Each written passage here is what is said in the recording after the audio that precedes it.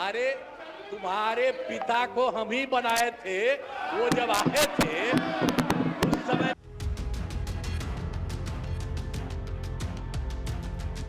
बोला कि कीचड़ में हमको नहीं जाना है। जिस तरीके से मुख्यमंत्री ने आपको सदन में जिस तरीके से आप पर आवाज किया, बोला कि कीचड़ में हमको नहीं जाना है।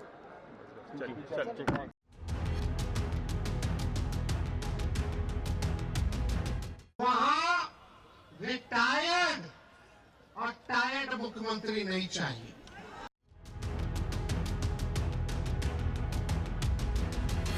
कोई ऑफर नहीं दिया जा रहा, बकवास मत कीजिए। कोई ऑथराइज नहीं है लालू जी, और हमारे अलावा कोई ऑथराइज नहीं है, कोई ऑफर नहीं दिया जाएगा। कोई ऑफर नहीं दिया जा रहा, बकवास मत कीजिए। कोई ऑथराइज नहीं है लालू जी, और हमारे अलावा कोई ऑथराइज नहीं है, कोई ऑफर नहीं दिया जाएगा।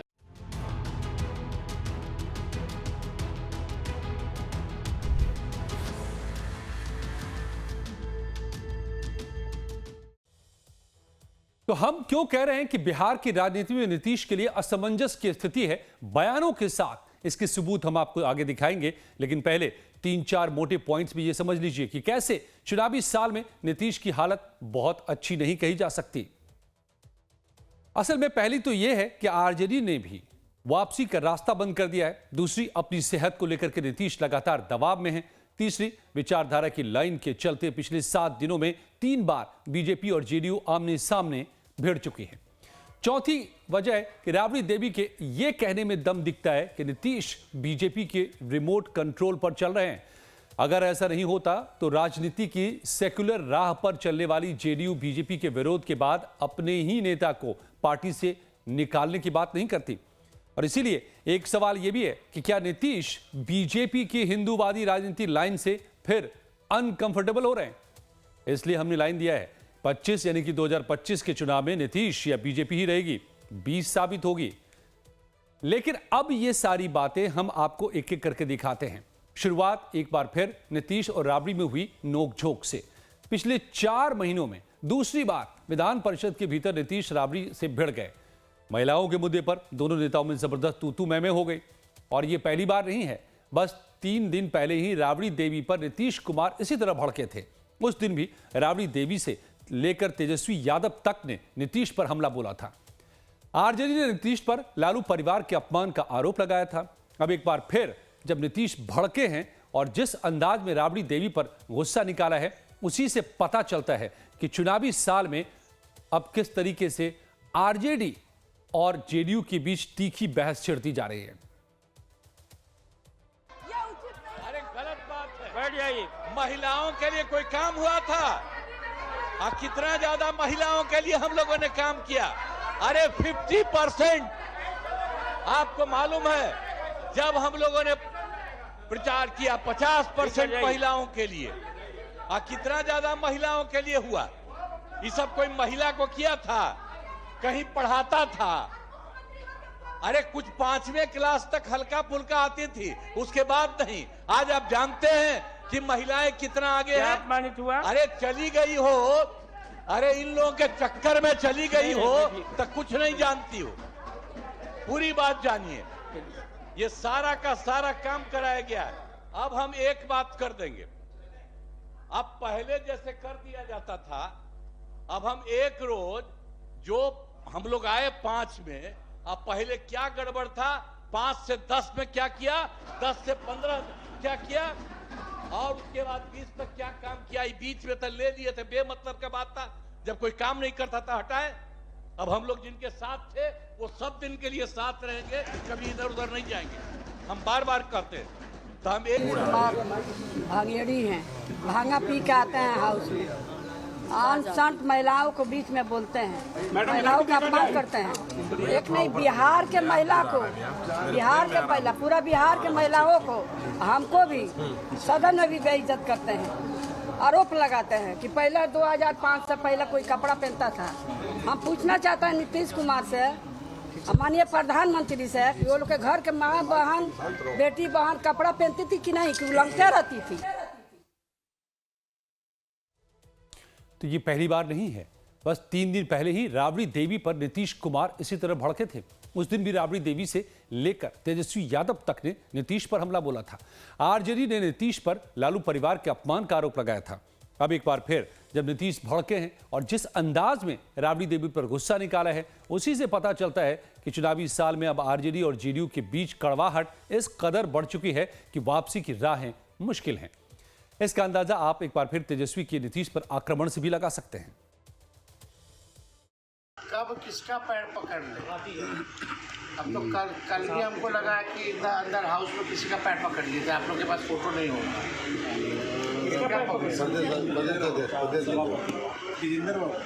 विजेंद्र बाबू जी का जो है सभापति जी का, उनका भी कल पैर पकड़े थे। विधानसभा को कल उन्होंने लोकसभा का, समझे। इससे पहले रविशंकर जी का पैर पकड़े। उससे पहले जो है आर.के. सिन्हा जो है उनका पैर पकड़े। क्या हो गया नीतीश जी को? और कितना लोग के गले लगे और क्या क्या किया, ये अलग है, ये अलग चीज है।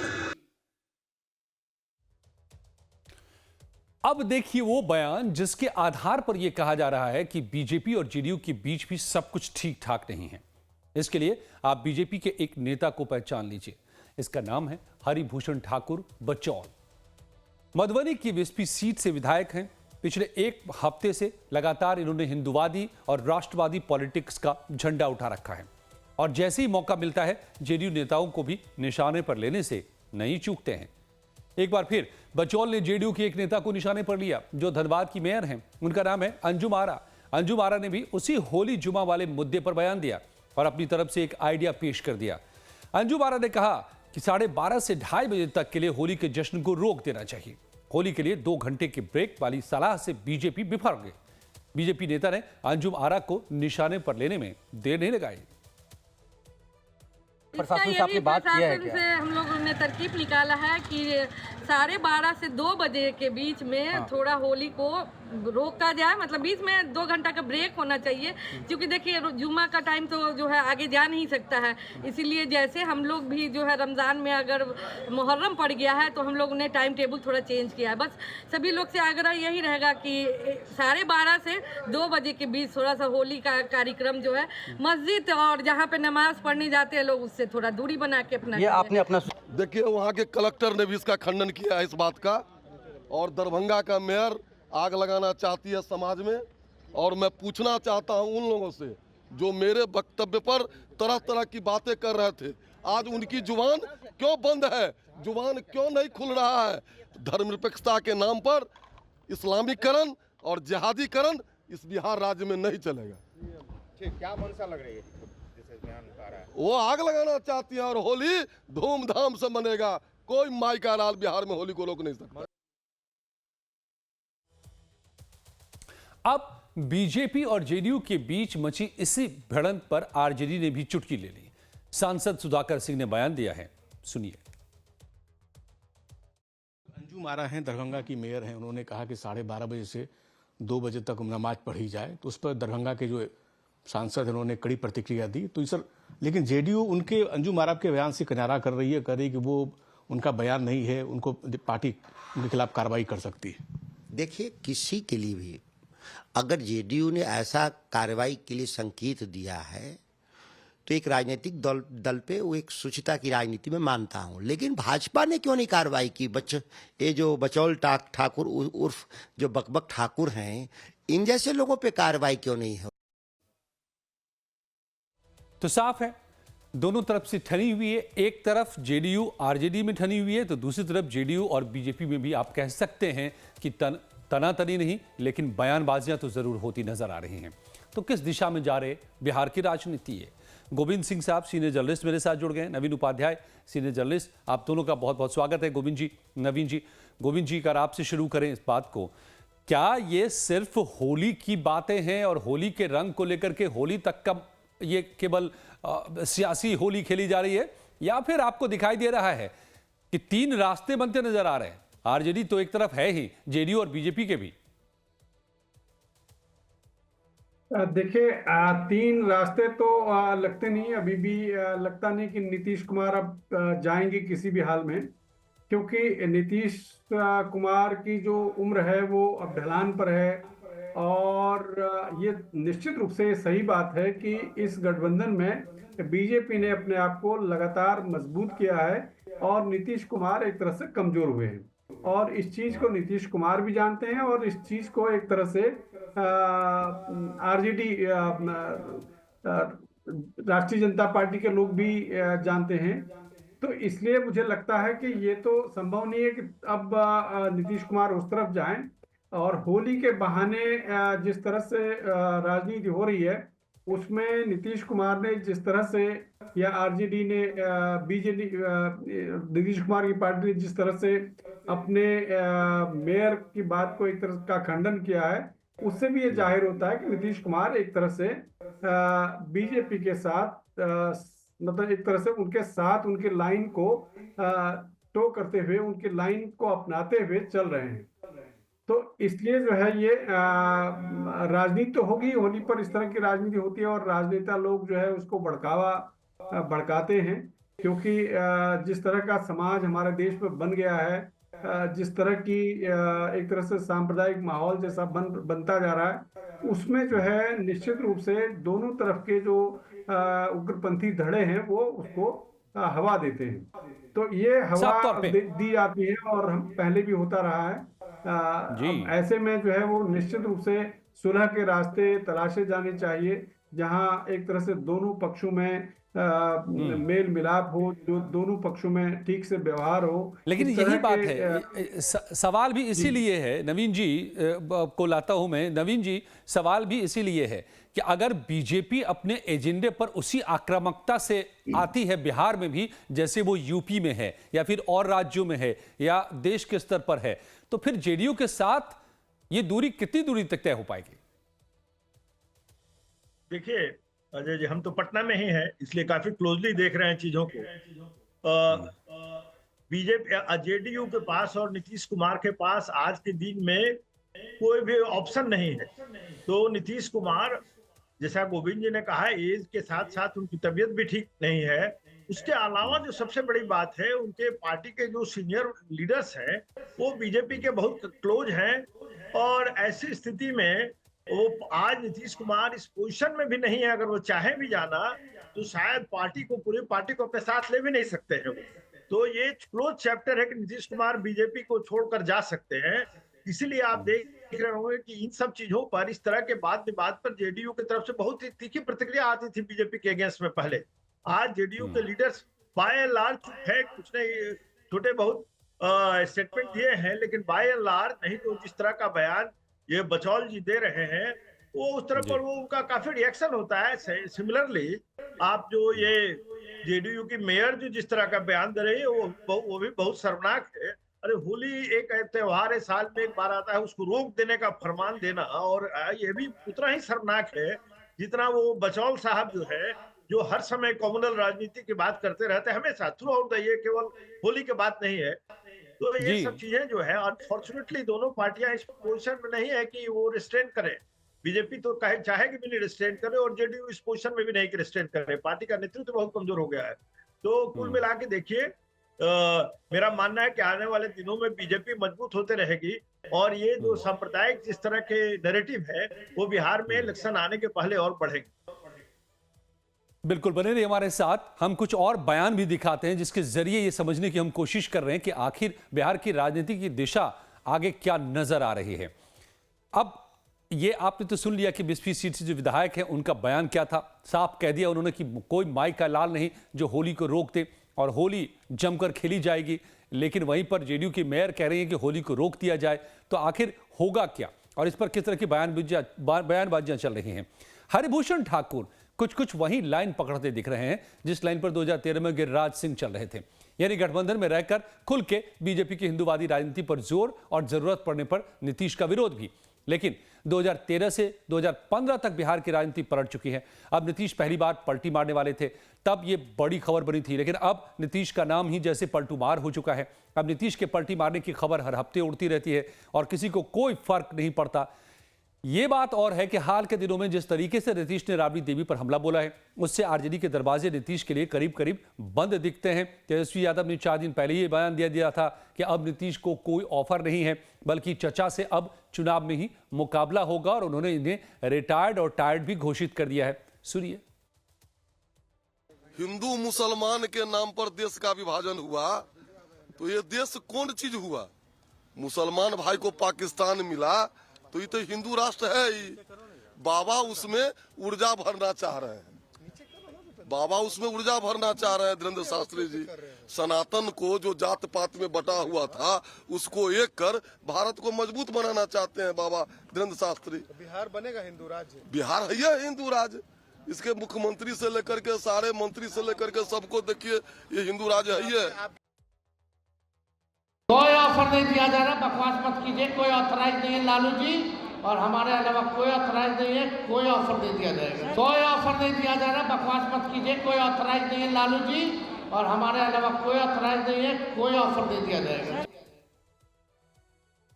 तो जिस तरीके का अग्रेसिव स्टैंड अब दिखाई दे रहा है तेजस्वी यादव का नीतीश कुमार को लेकर के, वो भी आपने देख लिया, लेकिन बीजेपी का भी रंग साफ नजर आ रहा है। तो इस सबके बीच में क्या होगा गोविंद जी? तो क्या जो बात नवीन जी इशारा कर रहे हैं कि जेडीयू का के स्पेस को अब बीजेपी ने ठान लिया है कि वो उस स्पेस को बीजेपी से भरेगी, बीजेपी अपनाएगी उस स्पेस को? निश्चित रूप से बीजेपी ने वो जगह ले ली है, और जिस तरह की खबरें आई हैं, जिस तरह के रिपोर्ट्स आई हैं, जिस तरह के बयान और विचार भी, और एक तरह से सर्वे भी जो आए हैं इस बीच, उनसे यही लगता है कि बीजेपी ने धीरे धीरे जो नीतीश कुमार का जो जनाधार था वो अपने पक्ष में कर लिया है। जैसा नवीन जी भी कह रहे थे कि बहुत सारे बड़े नेता जो है उसके बीजेपी की तरफ झुके हुए हैं।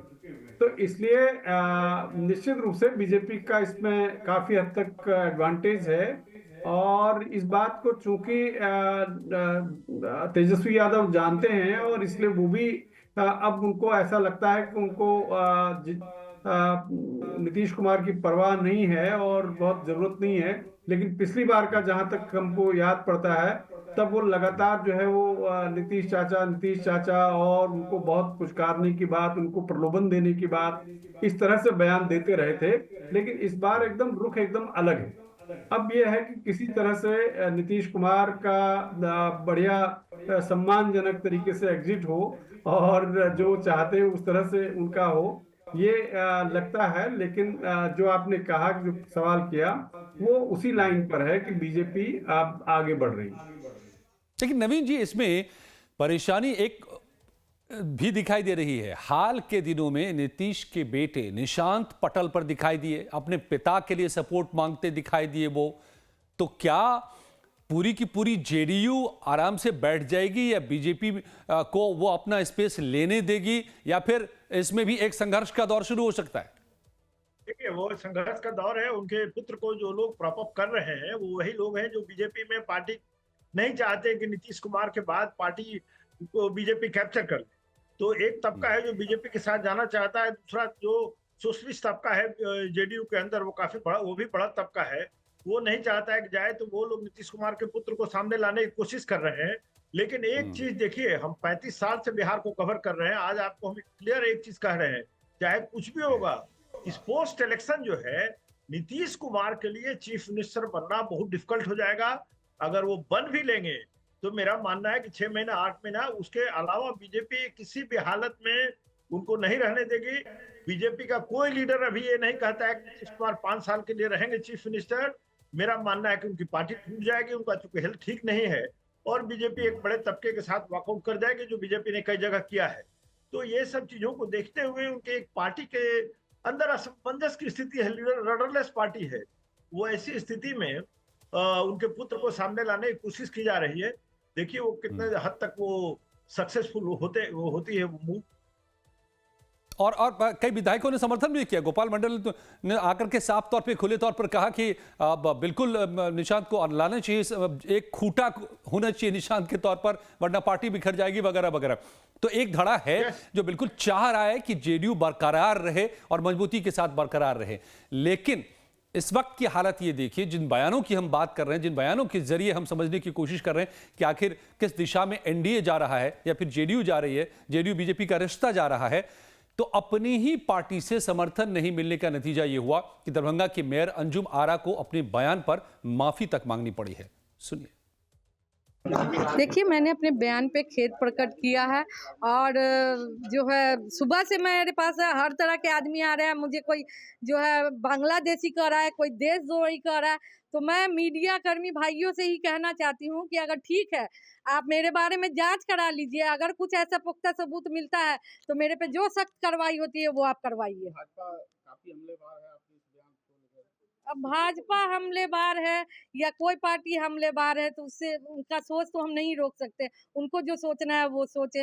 लेकिन मेरी मंशा बस इतनी थी कि दरभंगा शहर में शांतिपूर्ण ढंग से हो, इसी संदर्भ में मैंने ये जो है बोला था। लेकिन अगर किसी की आस्था को ठेस पहुंचा है तो मैं उस पर खेद व्यक्त करती हूँ। तो साफ तौर पे आप देख सकते हैं कि जो बता रहे थे अभी हमारे मेहमान नवीन जी और गोविंद जी की पहले अगर इस तरह के बयान आते थे तो बीजेपी की तरफ से तो जेडीयू के नेता अग्रेसिव होते थे, लेकिन यहां पर अब तस्वीर ये बदली है कि जेडीयू के नेता को खुद अपनी ही बयान पर माफी मांगनी पड़ी है। अब बहुत बहुत धन्यवाद नवीन जी, गोविंद जी, आप दोनों का मेरे साथ जुड़ने के लिए। मगर ये बातें जो हैं, बिहार में चुनावी साल है तो गहमा गहमी सिर्फ सत्ताधारी गठबंधन में हो ऐसा नहीं है, बल्कि विपक्षी गठबंधन में भी दिख रहा है। जिस तरह यहां जेडीयू और बीजेपी के नेता आमने सामने नजर आ रहे हैं, उसी तरह महागठबंधन में भी आरजेडी और कांग्रेस में सब कुछ ठीक नहीं दिख रहा। कांग्रेस इस बार बिहार में अपनी खोई हुई सियासी जमीन को वापस पाने के लिए ईमानदार कोशिश शुरू कर रही है। कांग्रेस के नेता के बयान ऐसे सामने आ चुके हैं जिसमें आरजेडी का पिछलग्गू बनने से इनकार किया जा रहा है और अब कांग्रेस की ये बदली हुई रणनीति आरजेडी को भी रास नहीं आ रही। कहा जा रहा है कि इससे तेजस्वी यादव की टेंशन बढ़ती दिख रही है, क्योंकि कांग्रेस सीटों के समझौते के वक्त में दबाव बढ़ा सकती है। ऊपर से कांग्रेस की ओर से जमीन पर उतर चुके दो चेहरों ने तेजस्वी को और चढ़ा दिया है। एक है पप्पू यादव जो निर्दलीय सांसद हैं, कांग्रेस के जबरदस्त समर्थक बनकर उभरे हैं, तो दूसरे हैं कन्हैया कुमार जो दिल्ली से बिहार की सियासी जमीन पर उतरे हैं। हालांकि वो बेगूसराय से लोकसभा चुनाव हार चुके हैं, लेकिन एक बार पार्टी उन्हें विधानसभा चुनाव में आगे बढ़ा रही है। दरअसल कन्हैया कुमार बिहार में यात्रा पर निकलने वाले हैं। कन्हैया कुमार के मुताबिक 16 मार्च से वो बिहार यात्रा पर निकलेंगे। कन्हैया कुमार के बिहार यात्रा का नाम नौकरी दो पलायन रोको होगा। कन्हैया कुमार इस यात्रा की शुरुआत गांधी की धरती चंपारण से करेंगे। उधर पप्पू यादव ने हाल में महागठबंधन के नेता को लेकर के बयान दिया था। पूर्णिया से निर्दलीय सांसद पप्पू यादव ने कहा था कि निर्णय सामूहिक होता है, सबकी सहमति से होता है। कांग्रेस हमेशा देश और समाज के हित में निर्णय लेती है और जो बिहार के हित में होगा कांग्रेस उसी हित में नेतृत्व का निर्णय लेगी। तो पप्पू यादव और कन्हैया कुमार दोनों के दखल बढ़ने की खबरों से ही आरजेडी नाखुश है, क्योंकि ये दोनों नेता तेजस्वी की पार्टी को पसंद नहीं है। सूत्रों के मुताबिक दोनों पार्टियों के बीच अनबन इस कदर बढ़ चुकी है कि 12 मार्च को पटना में राहुल गांधी और मल्लिकार्जुन खड़गे की मीटिंग थी, लेकिन राहुल और खड़गे को अपनी मीटिंग टालनी पड़ी। मीटिंग टालने के पीछे कांग्रेस होली त्योहार की दलील दे रही है, लेकिन खबर है कि आरजेडी की नाराजगी की वजह से मीटिंग टालनी पड़ी है और आरजेडी की नाराजगी की वजह पप्पू यादव और कन्हैया कुमार ही हैं। दरअसल एक खबर यह भी है कि कांग्रेस में एक धड़ा प्रदेश अध्यक्ष अखिलेश यादव सिंह को बदलना चाहता है। हालांकि लालू प्रसाद यादव के साथ अखिलेश सिंह की नजदीकी को देखते हुए चुनावी साल में यह आसान कदम नजर नहीं आता। खैर, अब पूरा माजरा क्या है वो खुद अखिलेश प्रसाद सिंह से ही जानिए।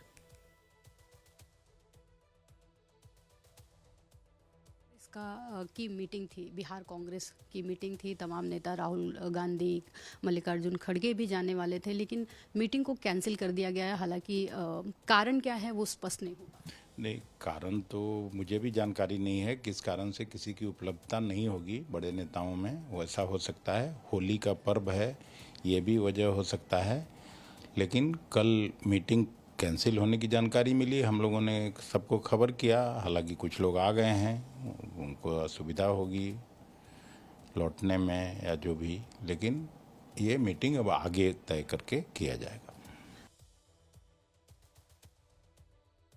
जी हाँ, तो फिलहाल यही कहा जा रहा है, लेकिन बातें अनबन की भी हो रही हैं और फिलहाल आरजेडी भी गठबंधन में खटपट पर मीडिया के सामने बोलने से परहेज ही कर रही है। आरजेडी और कांग्रेस के गठबंधन में कोई दिक्कत तो नहीं इसको लेकर? आप अगर देखें पूरे राजनीतिक तरीके से तो दो वहाँ गठबंधन है, एक इंडिया ब्लॉक है और दूसरी तरफ एनडीए है, और हर दोनों गठबंधन के पास 4-4, 5-5, 6-6 दलों का एक गठबंधन है। तो सब राजनीतिक दल अपने हिसाब से अपने कार्यक्रम को चलाते हैं। जो लार्जर पॉलिटिकल इशू हैं उस पर सर्वानुमति है दोनों तरफ से। एक सांप्रदायिक ताकतें हैं, दूसरी तरफ सामाजिक न्याय और धर्मनिरपेक्ष की ताकतें हैं।